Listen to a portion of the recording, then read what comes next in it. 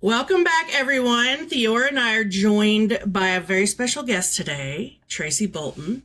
She's responsible for all the wonderful costumes you see in the show.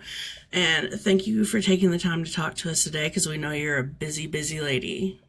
Oh, thank you for having me. I was excited to do this. Yes, we're so Wonderful. excited. Like the costumes on Motherland are so incredible. So we've been dying to pick your brain for like a very long time.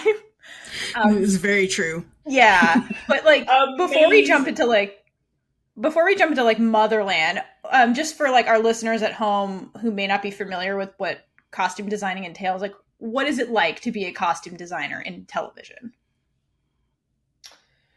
What is it like to be a costume designer in television? Well, it's very exciting. It's incredibly demanding, like most jobs are in this business. Um, you are only as good as your team. And thank goodness I've had a really great team with me for pretty much, we had really consistent crew all the way through Motherland, especially my two assistants who unfortunately couldn't be with us today. But Ailey McAllister and Monique McCrae were incredible support. So we start with, obviously, we went all the way from the pilot right to the finale, and the pilot is the initial episode which sells the show. And that was probably the most stressful part because you're coming up with all the concepts and trying to understand what's in Elliot's brain. Well, we had to do that all the way through the series, but Right. especially at the very beginning, coming up with the concepts of the uniforms that they were wearing and, going from like, well, it's a witch show, so they should be in witch costumes to, no, it's a military show, who are witches. So you're just this whole evolution. And it's really like, you get like 6 weeks. And then you realize you're like, well, this could go for 10 years. This could go for a year. Who knows how long these costumes have to last and what they're going to go through. So just trying to keep in mind, trying to come up, obviously follow through with the vision of Elliot, and also trying to help the actors realize their characters. We're usually the first stop when an actor shows up. So they get off a plane, go to the office, pick up their per diem, say a few hi. Sometimes they don't even do that. Actually, most of the time they come directly to us. They literally walk into our office and we're like the welcoming committee to the show. And, we talk to them, we welcome them, we talk a lot about the whole show, their character. And so many times in the fittings, they'll be like, yes, yes, this is me. This is Abigail. I'm finding her. So that's probably the most exciting part, is really the evolution through the fittings and helping the actors find what their character is and who they are. Yeah. Did that answer the It question? sure Felt like did. I We rambled a interviewed a bit lot there. of a lot of cast members who have mentioned that their costume was a big part of them, like feeling like their characters. I'm really glad you said that. It's very true. Especially Good. Catherine. Yeah, Oh yes. Oh, Kat. Yeah, she's so that's great. huge. Those dress uniforms, like Alder and Kat, like their military dress uniforms, like they had a real presence in those uniforms, and they felt like, I remember Alder saying like her boots. We spent a lot of money on her boots, and she said they were like stilts for her. Like they stood her up and they held her Mm-hmm. up and they made her like really stand strong. So that was huge, right? It That's is stuff that huge. nobody knows or they don't Mm-hmm. see it. And production sees the bill and they're like, "What's that?" And you're like, "Yeah, but this But is what it's Alder. doing for the actor." Exactly. A costume isn't just Exactly. a costume. It is helping in the actor's process. So how many people do you have on your team to make everything happen? Um, Motherland required quite a larger costume department. I think our core crew was probably about 30, 30, 35. We have a big cutting department, and the cutters are the ones who draft the patterns for a lot of the costumes because we make like 60% of our costumes. That's really cool. And then, yeah, and then we have a bunch of we had two cutters, four seamstresses, and they were like full steam ahead all the time. And then a huge background department Wow. that dresses all of those people that fill in all the background. And then you see how big our cast is. Like every single one of them are dressed head to toe. So it's a lot to manage. And then all the people on set. Right? There's two 40-foot trucks full of costumes. Damn. And then you've got 2 different teams on both of those trucks managing all that clothing, getting it into the trucks, making sure it's, the continuity is correct. And then breakdown, making everything go from brand new to old. It requires a lot of people. I can only imagine. Or dirty or covered in mushrooms. There you go. I was going to say covered in mushrooms because we saw like some of those were in the auction. So. Oh, yeah. I haven't been on the auction site. That's right. I actually have some stuff. I have some of the stuff. Yeah. I've got Scylla's jacket from season 2, the Boston Police one. Cool. And one of Quinn's shirts, one of Edwin's shirts, some of Adil's pants. Oh, yeah, baby. Some of Furman's pants. And some green screen suits from the pilot.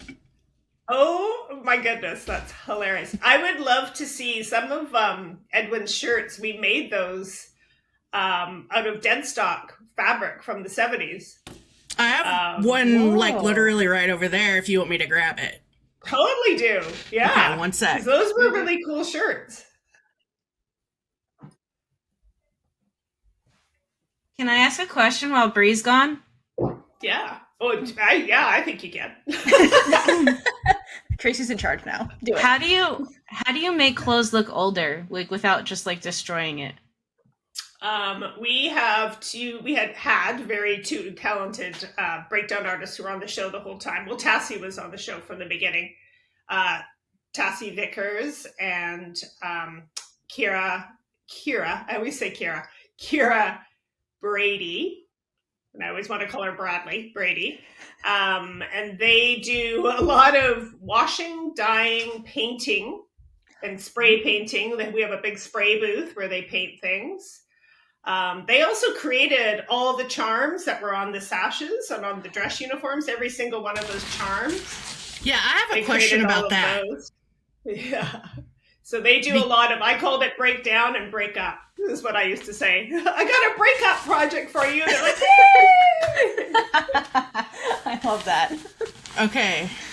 So that's just the tactical jacket from Scylla. Yep. That's a police jacket, all right. Yeah, number 4 Scylla. Yep. That's so cool, hey, that the tags are all still in them. Mm-hmm. That's so cool. It's got the tag with notes on it. Oh, it says what all goes with it. Yeah. And then here is... Yes! That's super cool. So that's dead stock fabric from Rag Finders in LA. So we made, you can see it's like kind of made to look like a 70s shirt, but it is actually fabric from the 70s. Wow. That's really cool. That's stuff. really amazing. Yeah. And then we've got... Is that the pants? The pants from Adil. So, are those the Todd Snyder pants? Yes, they are. Oh, the really, really baggy ones? I love those pants. I love those pants. We called those his daddy pants. Oh, I've got Adil's daddy pants. Whoa. You've got Adil's daddy pants. His daddy pants? Yeah, exactly. Well, he was supposed to, as Elliot said, he's got this, he kind of evolves over the season and gets like a very fathery feeling because of the whole marriage and wanting Abigail to, start a family and stuff. So we dressed him in cardigans and we had the daddy pants. I mean, we have delegate to laugh. number we joke 2 about everything. Oh, delegate number 2. Yeah. This is so cool. And then just cool. another Edwin. Okay. Yeah. Is it a Wrangler? Yeah, it's a Wrangler. It's like a Wrangler, yeah. Cool. Yeah. I don't know what any of these words you guys are saying. Wrangler? You know Wrangler jeans. Wrangler, the brand. Yeah. Oh. No? No? I buy whatever's the cheapest thing or whatever I'm given. Well, Hey, you're not well, a cowgirl, Walmart. so. Exactly. Bree, Walmart carries Wrangler. There you go. Walmart right? carries Wrangler. They do. I don't pay attention. Okay, I'll cut myself off. Bye. Bye. And then the other thing was just the green screen suits that are Rael and Scylla's. Oh, okay. The bright, are they the bright green ones? Mhm. The chroma code green? Yeah. Yeah. Like spandex suits? Yeah, exactly. Fun. That look too small to fit on any human. Well, do you know how tiny Rael is? Yes, I do. Taylor? I have like hugged her, and she's so tiny. So tiny. She's a waif of a little thing. She is. All right. So See? the your costumes for this show are just so iconic in so many ways, and there have been fans out there that just replicate them because they're so great. How does that feel to like have other people like try to replicate your work because they just love it so much? Oh, well, thank you very much for the compliment. I appreciate that. It's funny. You're kind of like in the dearth and making it all happen, and you're not. I have no idea what's going on out there. I think after first season, we saw some cosplay uniforms, and we were like, "What?" We were like freaking out, and sending the website to Elliot and going, "Look at this! We're being recreated." It was so exciting and so much fun. I think it's the biggest compliment possible. I mean, it's amazing. Like I said, I had no idea how people felt about them, or if they liked them, or if it, or they were replicating them until we saw that. And now you're telling me, which is just amazing. I mean, I never saw them in Costco, but at Halloween or anything. That would have been a bummer. Yeah, but no. Costco wishes. No, there's definitely people that have just made them themselves, and it's been really amazing to see the creativity from people. So, I mean, even the ones that were not as complicated, I guess, like Scylla in the dungeon. There was a really good one of those. Right, where she's just like in the tank top and bare feet. Yeah. That's amazing. With a plate of glass. Yeah, exactly. Okay, so what is the process like for designing attire for a character? What plays a role as far as like colors, fashion? Like, I'm assuming a lot has to do with the character and what the scene and all of that good stuff. But like, as for like the whole season, because you see a recurrent theme, especially with like Scylla in that leather jacket, which I'm in love with. Wasn't that the coolest? It was the coolest. I know. She looked so good this season, by the way. She was so hot the whole season. Good job. There's one season, was it 2 or 1, where she was playing a character, and she was supposed to look like she got her clothes from Kmart or exactly. You did so well because Justine was very distinct from Scylla. Totally, exactly. Again, like stuff like that, you don't know if the audience gets it, but I guess they're not supposed to. They're just supposed to be able to watch it and enjoy it and just get immersed into the show, right? You don't want the costumes to be distracting by any means. But so I mean, starting, how do you dress the attire? It all starts with a conversation with Elliot to find out what he is thinking, and then episodic directors, but most of it comes from Elliot, especially if it goes past their episode. So like our lead characters that play all the way through the season, that's really 100% Elliot. And what he's envisioning. I do anything that's being built is all illustrated, and then we do a presentation with illustrations and the fabrics and all of that. But the characters, we start with a conversation, and then I do mood boards. So that is finding photographs and putting together a presentation of what I think the character's clothing should be, to represent their character. And then what was the other part of the question? There was something else. Like does color play a role? Fabrics, fashion, at the Yes, and yes. Colors, I mean, you can see we were very cool and gray and blue and dark. I started to bring a little bit of color back in this season. I was trying to pull it up a bit in their plain clothes towards the end of it, towards them getting a little bit happier, but just as subtly as possible. Fashion, not so much in this show because we were in a an alternate universe. This alternate universe, doesn't have any cell phones. That's like we didn't do any tears. Like I don't know, like no ripped jeans whatsoever.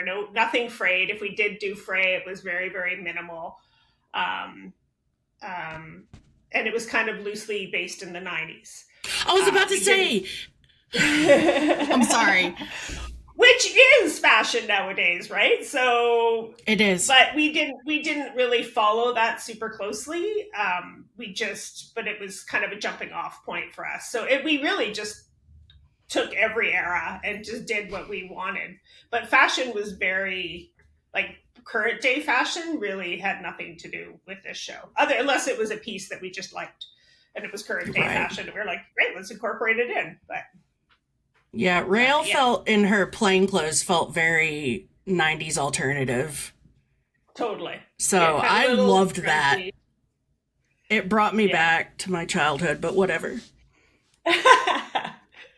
Yeah. All right. Oh, and weather. That's the other thing. Sorry, I forgot about that. I was just thinking of Salem's jacket. So this year they were outdoors so much and they were always freezing in their uniforms. So we really, really tried to dress them for the weather appropriate with their boots and their warm coats and their toques or beanies as you all call them. We call them toques in Canada. Those are the hats. I love that name for it, though. Absolutely. Yeah. Okay. So in this show, because you mentioned, it's centered around like witches who are in like the military, at least like initially. It evolves obviously, but like I'm very curious, what was the process for designing military attire specifically for like a female army? Because that's not something we have in this world. That's very novel. And like, what kind of like conscious choices did you have to make when like adapting military attire to like a female army? So exciting. It was, So first of all, we wanted something that was going to work on any body type. Like we had 00 to size 20. And so it was coming up with an outfit, a costume that we could dress like 250 people in the same one and they all looked good. It was really difficult to make sure we had enough of the right sizes and, sleeve length. And, in hindsight, there's things I would have done differently, but we started with, selling Elliot on a fabric, which was going to be good for the weather. We thought was durable and had some stretch in it. So that was this stretch wax cotton, the gray one that they used. We used on the jackets. The pants that we used were Mountain Equipment Co-op, which is like our version of REC. REI? REI, that's it. So they're one of their branded pants, and I swear to God, we bought like 500 pairs of them, probably more than that in the end. And I think that they just kept remaking and selling them. They're like, these are such a hot commodity. And it was us buying them all, which were really great pants. And then we embellished them all. Like we added the knee pads and then but they seemed to just work on everybody, those pants. They were just super flattering on everybody. Taking that into consideration, just all in the pilot, which is, you don't know how long the show is going to go or what they're going to go through. You just try to make the best costume possible that's going to look good on every body type and hopefully be durable. But we were just like pumping those uniforms out. It was nonstop right up until the very end. We were like making those uniforms. Yeah, it was pretty great. I think they turned out well. I mean, we had the belts that they wore were custom painted. They were like, leather belts that were then stained. And then those big huge buckles, like just the boots, the palladium boots, and they wore spats over their boots. And there's all so many pieces, right? Mm-hmm. And then the rankings, we did all the rankings, which we had the stripes, right? So the U.S. military, their stripes go horizontal, and so I did them vertical, and we did them all out of ribbon. So it was all grosgrain ribbon, which were like stitched on. Wow, that must have taken a hot minute, right, for 500 uniforms. Again, when you start creating this, you don't realize that the aliens can be like, and then there's a scene of 300 people all in uniform. You're like, what? What? You're like, okay, get the Sharpies out. We're going to use that. Hey, you got to be in the costume department. It's just like, all right, how do we do this mass produced? Totally. Yeah. It's all in the details though, right? It's all in those little details that really makes a costume come alive. And I think every costume designer agrees with that. But we looked into getting them mass produced over in Thailand, which we did. Like we got the epaulets made in Thailand and, the things on their dress uniforms. We got all those made in Thailand, and we did talk to a few people. It's just, I mean, obviously COVID and supply chain issues. We had to deal with all that, but it's just like having those things out of hand and across the ocean is just really nerve-wracking at the pace that we were working. So we did look into it, but we ended up doing it all in-house, which we were a factory. We literally were a factory. Wow. Well, kudos for getting that done because it all looked wonderful. It did. Awesome. Thank you. Thank you very much. I have, you said details, and I have one question from the last episode that aired. So, well, I don't know so much a question as I thought it was awesome because you see when they get out of the prison van, I don't know why this stuck with me so much. They get out of the prison transport and they're all in their chains going into the courtroom. And you see on their sashes that the unit, so Rael, Tally, and Abigail all have their little button or their pins on their sash to, for their service medals or whatever. And then Scylla has none. And I just thought that was at least it looked, so I noticed and I'm like, cause that makes sense. Cause Scylla didn't actually serve. Yes! So for you, yes, people notice. Totally, Bree, that is amazing. See, it's stuff like that. Like we put so much thought into those things. Like it's just amazing. I mean, we're all exhausted by the end of the season and we're still like every single detail. It just goes through so many layers of us making sure that we get it right. And that is something. It was just like, wait a second, Scylla shouldn't have any because she's not, And we kept adding for the girls, like for the three, Rael and Rael, Tally, and Abigail. I always go between their names and their character names, their real names. Right, me too. That's fine. Yeah, it's hard. But we kept adding more charms to their sash, and we made specific ones for them, which Tassie ended up making them. That we added at the very end, which came out of our conversations on the pilot with the girls and their characters. Wow. And so that's so cool. Right.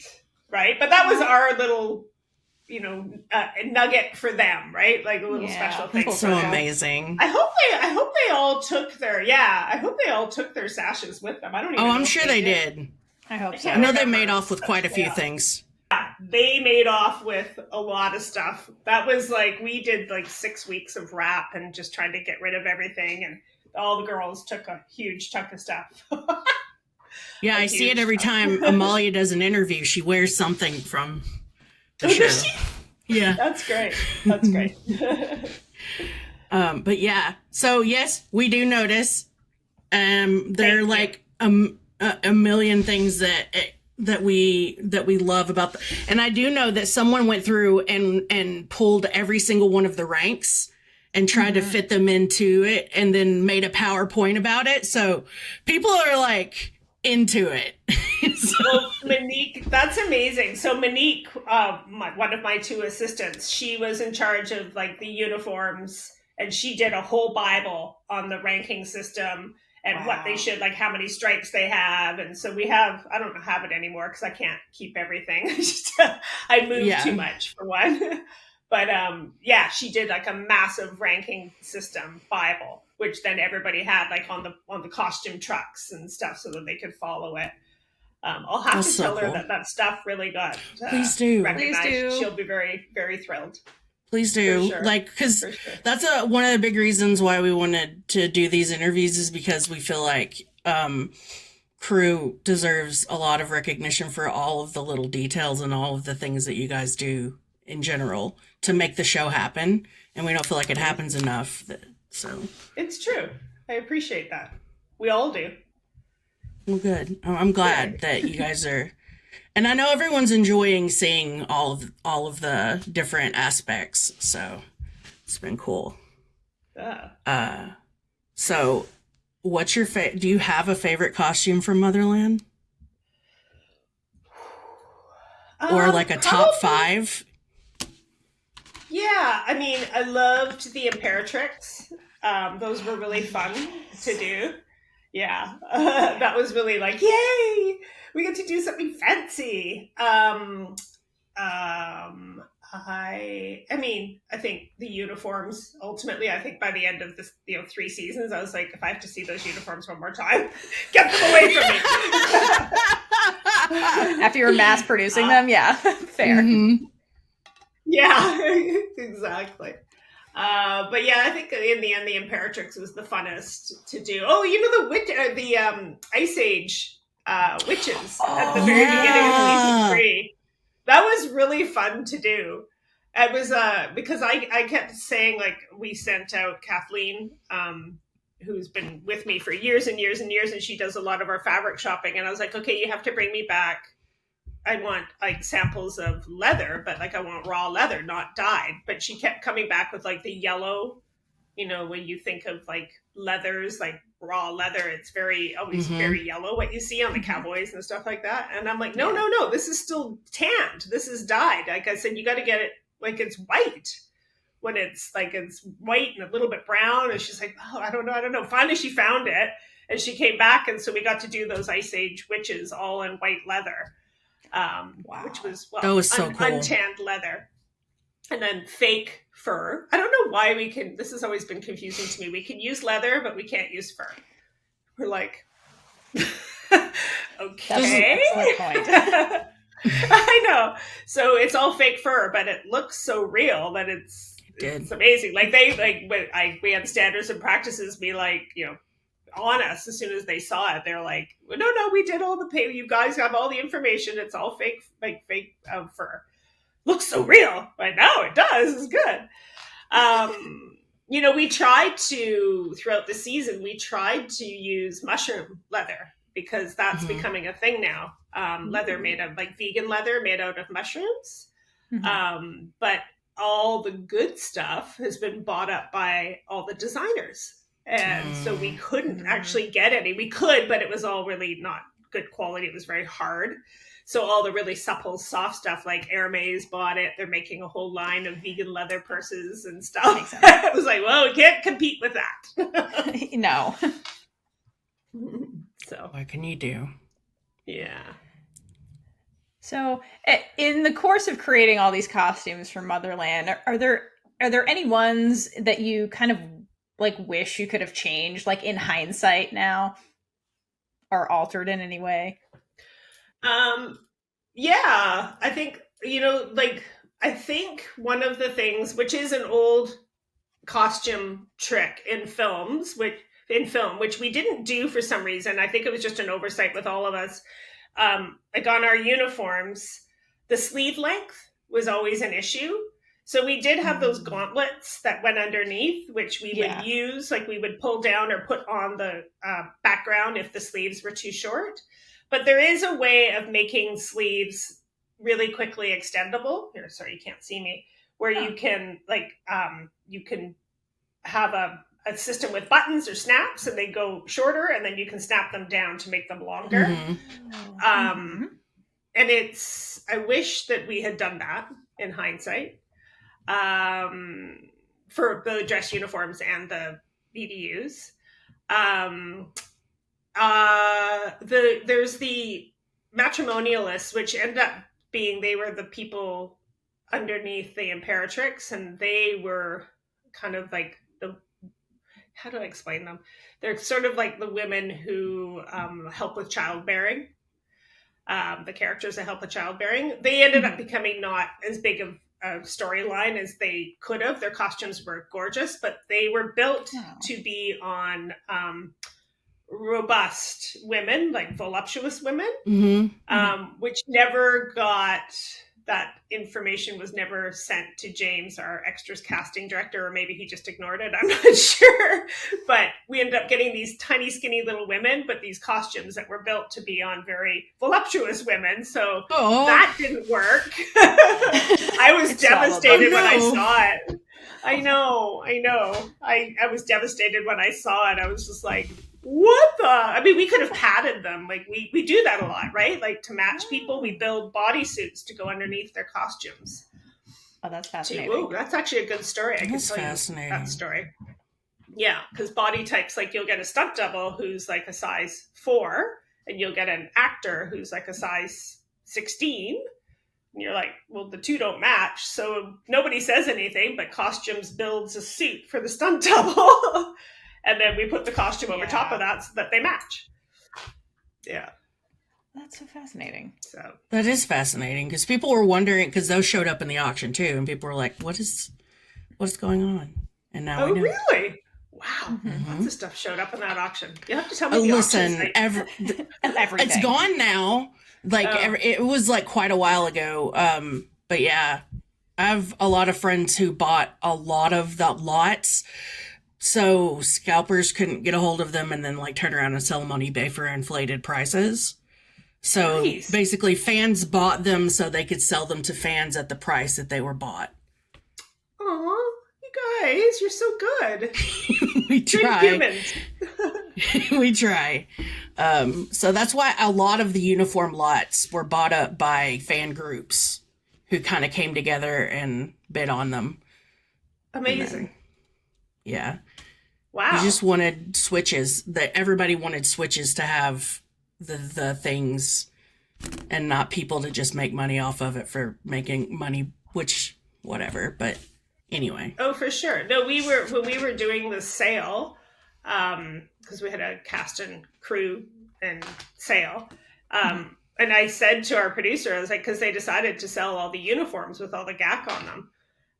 We were like, at the very end, we're like, because people were buying them for Halloween costumes and stuff like that. And then we were like, oh my God, somebody said, they could just buy them and then resell them for like a lot of money. And I was like, oh, I don't think that way, right? But I was like, I went up to her and she's like, well, if anybody thinks to do that, all the power to them. I was like, oh, okay. Like, there's another reason why we should have probably taken off all the gack, right? Because it is not as valuable, but that's okay. The life goes on, right? The world goes on. People are enjoying it and making money off of it. I guess I didn't make any money off of it. I should have thought about that. Thank you. Put like the tags in there and brand it. Well, totally. All of the uniform lots got bought by fans, I believe, and the costumes for the Ice Age witches also got bought by fans. So the costumes for the what?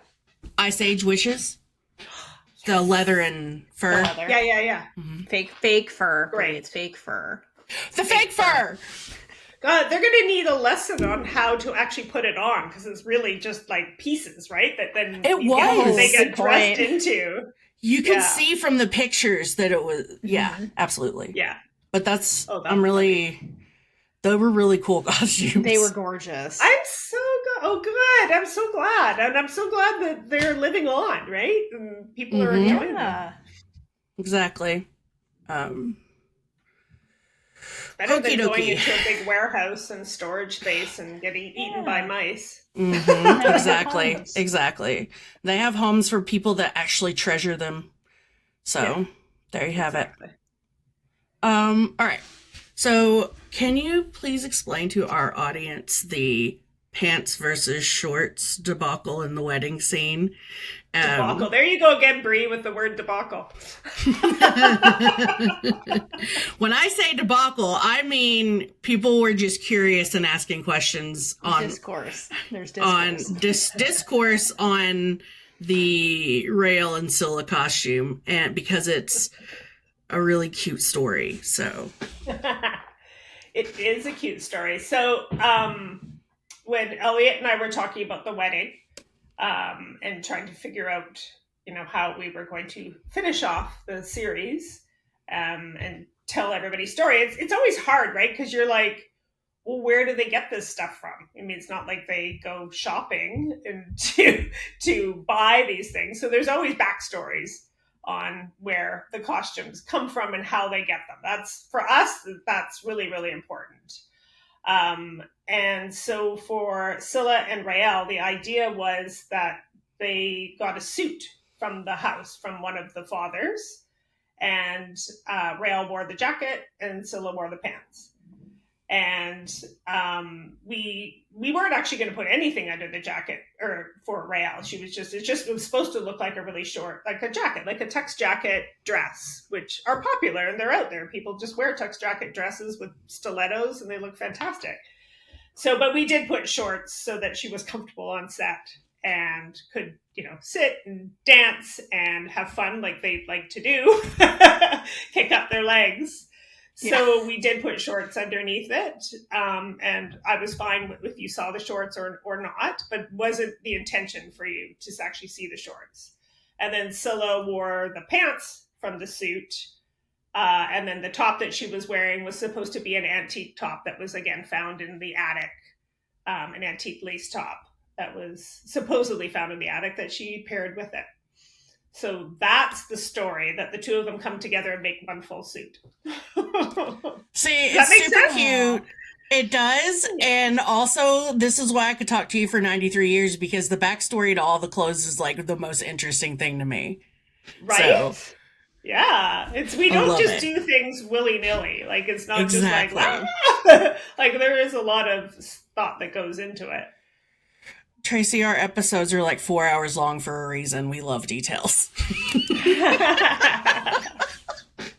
Amazing. Okay, Thee. So, practical question. We kind of talked about this a little bit with the uniforms, but kind of wondering, how do factors such as like budgets or having like multiple costumes per character, like for main characters, stunt doubles, etc., play into the role of costume designing for one of these projects?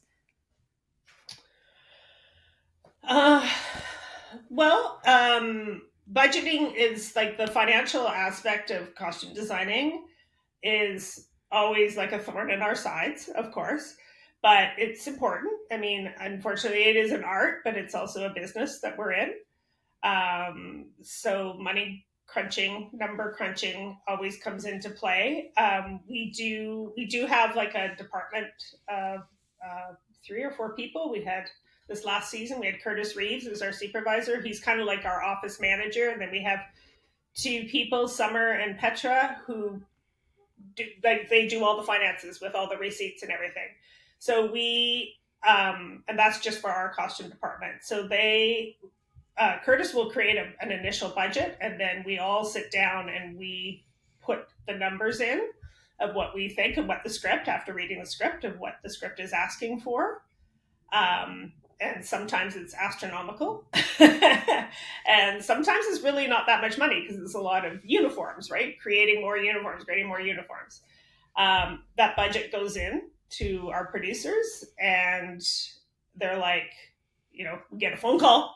We can't do this. It's like, well, we're just responding to the script, right? Like, but we, so that it becomes like a real team effort. It's not just us. Like it's very minimal. Like if we're gonna, I mean, obviously we, don't go shopping at, Bergdorf. What is it? What is the New York store? The big expensive store? I don't know, for some Bergdorf. Oh yeah, Bergdorf's. Yeah, Bergdorf. Yeah, Goodman. Yeah.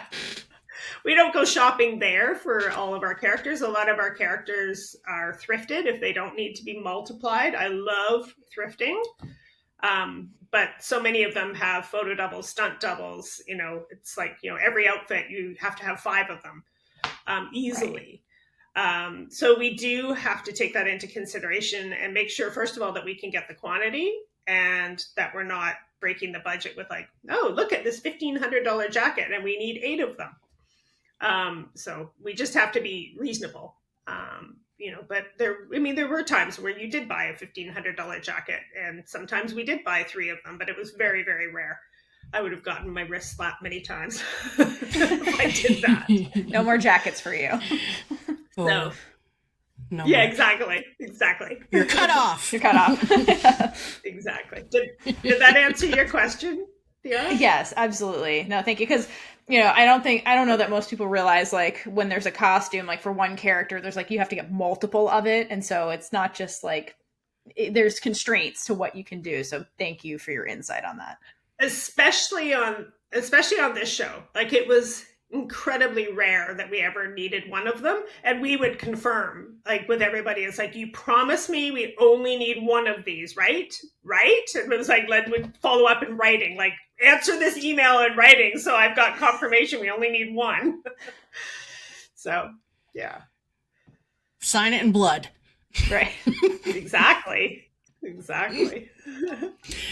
Okay, so what inspired the looks for the main 4 characters in season 3, being Rael, Tally, Scylla, and Abigail?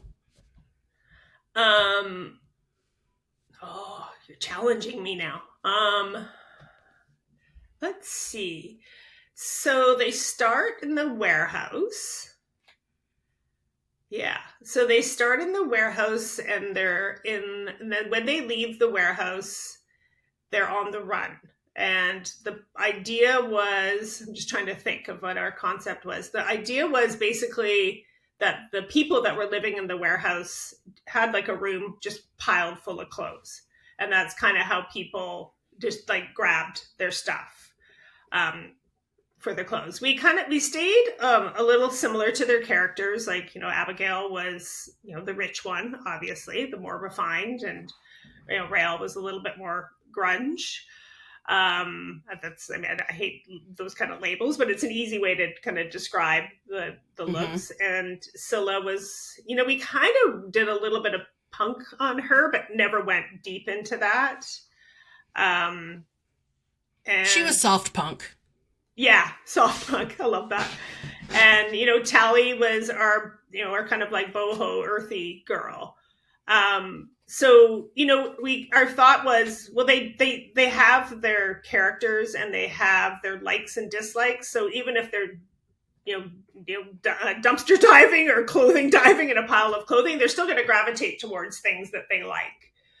And things that are going to work in the weather, because we shot all the way through the winter, the rain, the cold.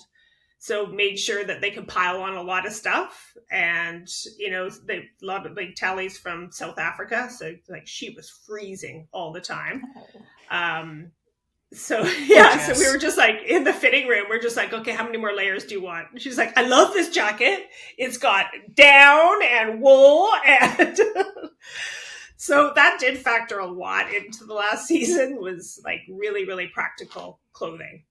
That would work. Even the leather jacket that you had mentioned on Scylla, it was waterproof. Like it was a quilted leather jacket that was waterproof. That's awesome. When that came in, like from one of the shoppers, I was like, I love this. Go see if you can get 5 more. Which I think in the end we had like 10 of them. Wow. Amalia's like, I'm from Sweden. I'm good. Yeah, exactly. Exactly. I loved the layers though. I can remember under the leather jacket, it had like a hoodie or a shirt, or like a shirt or a hoodie, and then a shirt, and then just like a t-shirt. For sure. Yeah, and that was cool. And then tallies were super interesting, like the horse sweater, right? A little like cardigan with the horse. I know, she loved that sweater. So the whole idea was, I mean, initially when you start the season, you have like, grand ideas that they're going to wear the same outfit pretty much the whole way through because there's really no reason for them to change, right? But then people start getting really sick of wearing the same outfit. And that's why we did have so many layers to start with so that they could have a lot of like, take this off, take that on, add that on later. But everybody's like, she actually texted me at one point. She's like, when can I get rid of this unicorn sweater? She's like, when do I change? When do I change? I was like, okay, fair enough. Let's get rid of the unicorn sweater. She goes, I used to love it. I hate it now. And there it's just, yeah. Wow. Oh, yes. So we, once they got into that big, huge house, we kind of were like, well, I guess this is a good place for them to find more clothing, So. That's fair. All right. Before we wrap things up, we just want to check in with producer Kaitlynn to see if she has any questions for you. Ah, man, it's always off. Technical difficulties from Kaitlynn. Every single time you try to make yourself look good and then it just turns off. Okay. Welcome to the podcast. Yes. Yeah. Exactly. Where I have my thoughts and then as soon as it's my turn to speak, it goes out my head. So do you ever get actors not wanting to wear something? They don't really get a say, right? Do you ever get pushback? Because I did theater and people always hated their costumes and they got something worse if they didn't like it. That's so petty and wonderful. Oh my God. I mean, we laughed a lot during the show, and in our fitting room, we had a printout off the internet, and it was a male ballet dancer in his tights, and in the front of his tights was shoved full of a bunch of socks. So it had the big, huge bulge, way, way oversized, and underneath it said, "This is what happens to your costume if you piss off the costume department." Oh, threats. Love it. And something like that. So it was a great thing because it was actors would come in and they'd be looking around. We'd have their mood boards up and we'd have music playing, and then they'd get their eyes over to this and they'd be like, "Oh my God!" and they'd start laughing. And it was a good way to break the ice. That's lovely. I love it. Piss us off. I Amazing. gotta say, things have changed a lot over the decades. Actors used to, old school actors were a little bit harder to work with. I feel actors nowadays and everybody is much more collaborative and I think understands the whole process that everybody goes through. And on this show particularly, there was a lot of trust. In our ability and what we did, and everybody was really happy. But there's also, we spent a lot of time in fitting rooms, right? And they know that after we figure out what they're going to wear, then it goes through an approval process, right? It goes to the executive producers, and then it goes to the network, and then it comes back with generally 95% of the time it's always great, love it, perfect. But sometimes it's what the heck are you thinking? It's all right, got that one wrong. Whoops. That happened maybe 2 times. Do you remember what it was on?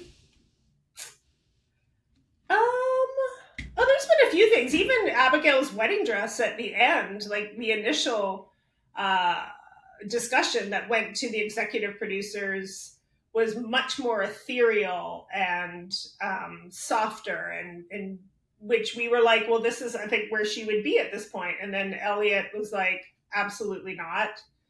It's got to be old school. It's got to be vintage. It's got to be so then we moved way off of that. It was a total 180. It gave me Edgewardian vibes.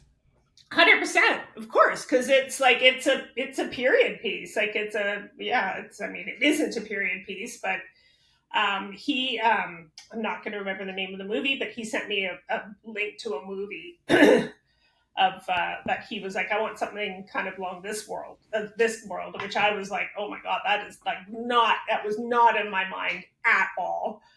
And I love the way that dress turned out. Like, it was so stunning on her, and but so different than what we initially thought about.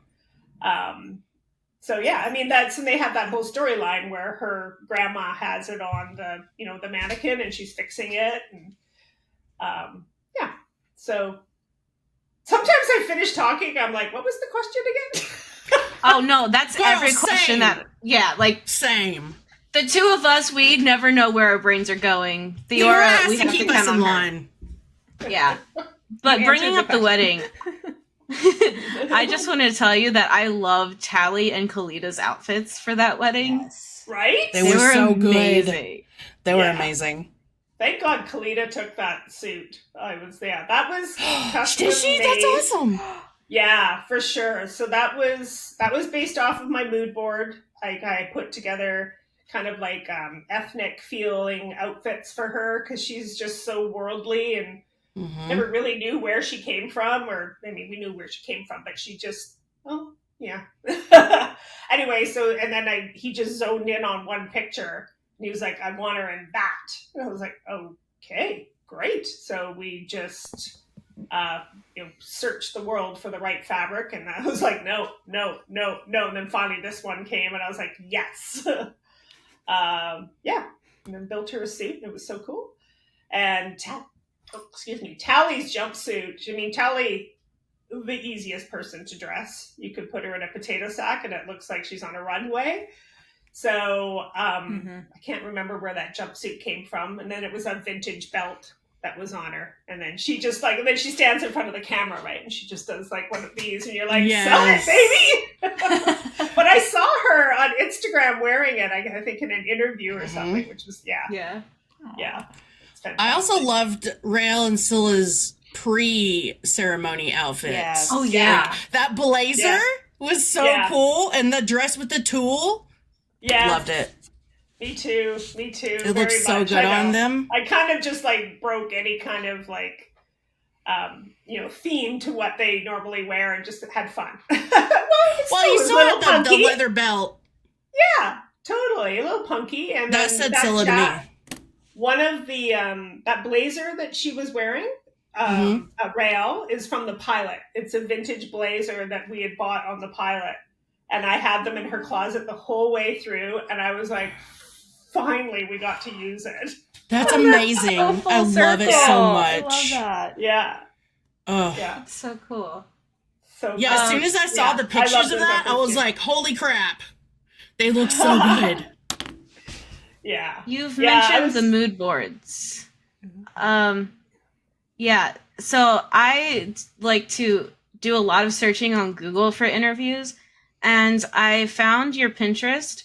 Are those the mood boards in there? Or are they just like different ideas? Different ideas.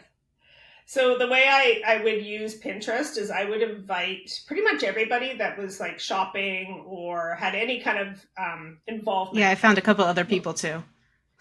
Yeah. But I would invite like our whole crew. Yeah, that's awesome. So I would say the Pinterest is my scrapbook.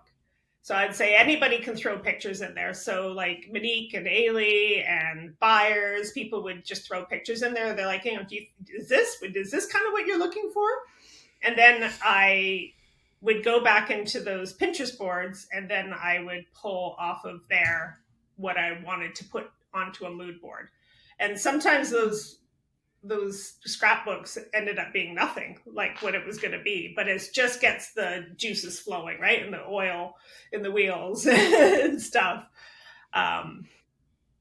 Yeah.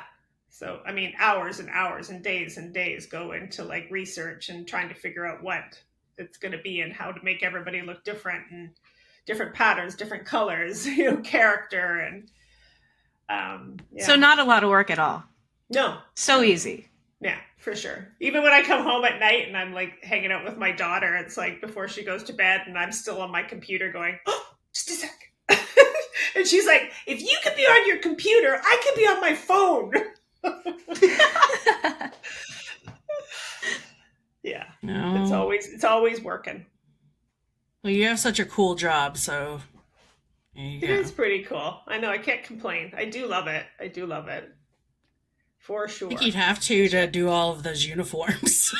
Yeah, exactly. Are For you sure. And on if- set like 16 hours a day, like the actors and like the crew? No, I mean, especially with COVID, we were barely ever on set. Mhm. We use a lot of WhatsApp and communicate with everybody, and everybody has access to all the photos and, what it should look like. We would go to the truck quite often, but getting onto set was always a bit of a hassle, and you always show up at the wrong time. They're like on lunch, or they're not shooting, or whatever. So we have, I mean, in prep we work long hours, but our hours are much more contained. If we have to, we work 16 hours, but normally we kind of go 8 till 7 or 8 till 8 kind of thing. A lot of people will go home and work from home for a bit, especially during COVID again, which was kind of nice. And you realize that it actually works, which is what's happened all over the world, right? It's like, oh, yeah, you can actually go home and do all your receipts and not have to sit in the office. So pour yourself a glass of wine and chill out for a bit. So. All right, Bea, take us home.